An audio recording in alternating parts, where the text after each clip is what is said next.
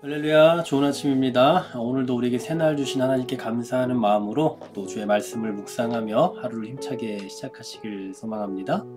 자, 오늘부터는 이제 고린도전서 10장의 말씀을 좀 생각해 보도록 하겠습니다.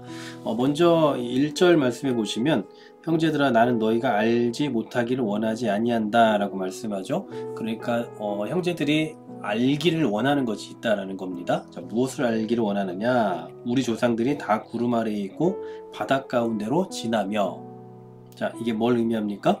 홍해 사건을 말하는 거죠. 또 2절에서 모세에게 속하여 다 구름과 바다에서 세례를 받고, 보통 구약 성경에서 이 구름은 이 하나님의 임재를 상징합니다. 그러니까 하나님께서 구름으로 또 불기둥으로 이스라엘 백성들을 인도하셨다라는 그 기록이 있지 않습니까? 그것을 또 세례와 같이 연관시켜 표현하고 있는 걸로 보아서 아마 이 그리스도인들의 그 세례를 출애굽할 당시 그 이스라엘 백성들이 구름 아래에 있고 홍해를 건넌 어떤 그런 사건으로 이 설명을 하고 있는 것 같습니다. 왜 지금 이런 세례와 관련된 이야기를 하고 있냐면요, 오늘 우리가 생각해 볼 이 10장의 말씀은 세례와 성만찬이 자신들의 구원을 보장해 준다라고 생각하는 사람들, 그러면서 뭐 그거는 뭐 그렇다 치더라도 그렇게 생각하면서 몸으로는 무슨 짓을 하든지 영혼의 구원에 아무런 문제가 되지 않는다라고 그렇게 생각하는 그런 사람들에게 주는 교훈이거든요. 그러니까 세례와 성만찬이 자동적으로 구원을 보장해 주는 게 아니다, 뭐 이것을 말해 주는 게 10장의 내용이기 때문에, 그래서 지금 이 세례의 문제를 이 출애굽 당시에 이스라엘 백성들의 그 하나님의 보호하심 아래서 움직였던 그 과정과 이렇게 오버랩을 시켜서 설명해 주고 있는 겁니다. 자, 계속해서 이 조상들이 어떤 삶을 살았는지 또 3절에 보면 다 같은 신령한 음식을 먹었다라고 말씀하죠. 그러니까 뭐 알고 있는 것처럼 뭐 광야에서 만나와 메추라기를 하나님께서 내려주시는 대로 먹었던 것을 말하는 거고요. 또 4절에서도 신령한 음료를 마셨다라고 말하면서 그 반석은 그리스도시다라고 그렇게 밝히고 있죠. 그러니까 만나와 또 물, 이것을 지금 그러니까 여기 앞에서 말하고 있는 구약에서 이스라엘 백성들이 먹었던 신령한 음식, 그리고 또 신령한 음료를 신약 시대의 성찬식에서의 떡과 포도주로 지금 보고 있는 겁니다.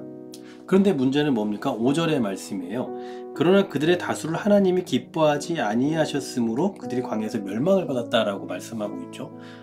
그들이 광야에서 멸망을 받았다. 여기서 이 멸망을 받았다라는 말의 그 원어를 살펴보니까 뿌려버리다라는 그런 뜻을 가지고 있더라고요. 그러니까 반역자들에 대한 하나님의 심판이 어떻게 나타났냐면 마치 광야에 이 시체를 뿌려버린 것, 그런 식으로 표현이 되고 있어요. 이 다수의 사람들이 하나님을 반역하는 짓을 하지 않았습니까? 이것으로 인해서 하나님의 노여움을 사게 됐고 대부분 다 광야에서 죽게 되죠. 광야가 그들의 무덤이 되어버렸다고요. 약속의 땅을 그 약속 받았지만, 그런 결과적으로 그들은 약속의 땅에 들어가지 못하고 광야에서 무덤을 경험하게 되었던 것입니다. 사실 출애굽한 백성들의 어떤 구원의 문제를 우리가 말할 수는 없습니다. 그런데 성경의 여러 말씀들을 살펴보면 그들이 다 구원을 받았다, 아니 못 받았다, 이렇게 말하기는 참 어려운 것 같아요. 근데 성경에서 이제 일괄적으로 말하고 있는, 그러니까 이 출애굽 당시의 그 사건을 나중에 후에 평가하는 그런 장면들을 보면 놀라운 하나님의 역사를 경험하고 또 신령한 하늘 양식을 날마다 공급받았음에도 불구하고 광야에서 하나님의 심판으로 멸망받은 사람들, 그런 사람들을 봐라, 이런 식의 말씀을 하고 있거든요. 결국 오늘 지금 이 고린도전서 10장의 맥락에서 바울이 말하고자 하는 건 뭐겠습니까? 세례를 받고 성만찬에 참여했다고 해서 이제 내 마음대로 살아도 된다라고 생각하면서 하나님께 반역하는 죄를 짓는다면 하나님께서 마치 출애굽 백성들을 향해 그렇게 하셨던 것처럼 헛된 인생을 보내게 하실 것이다 라는 사실이에요. 그러니까 결국 하나님께서 우리를 구원하신 목적이 있는데 그 목적을 잊어서는 안 되는 겁니다. 하나님께서 우리에게 어떤 목적을 가지고 우리에게 사명을 주셨으면 사명을 받은 것으로 인해서 우리의 구원이 결정되거나 유지되는 것이 아니에요.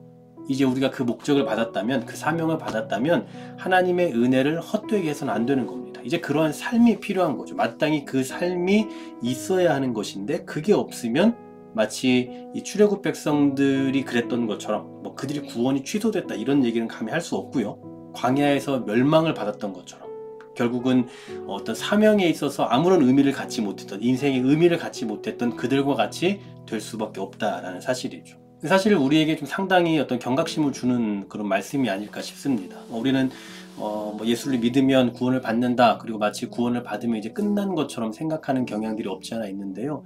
언제나 우리는 이 사명에 있어서 항상 경각심을 가지고 살아야 되는 겁니다. 우리가 그냥 한두 번 뭐 예배를 드리면 이제 뭐 죄가 씻음받고 뭐 깨끗해졌고 뭐 이런 식의 생각을 우리도 모르게 은연중에 하는 경우가 있거든요. 근데 그렇게 단순히 생각할 수는 없고, 언제나 하나님께서 우리에게 은혜를 주신 이후에는 그 은혜를 가지고 세상에 가서 살라고 하셨기 때문에 살아가는 그 삶을 통해서 증명해내야 되는 거죠.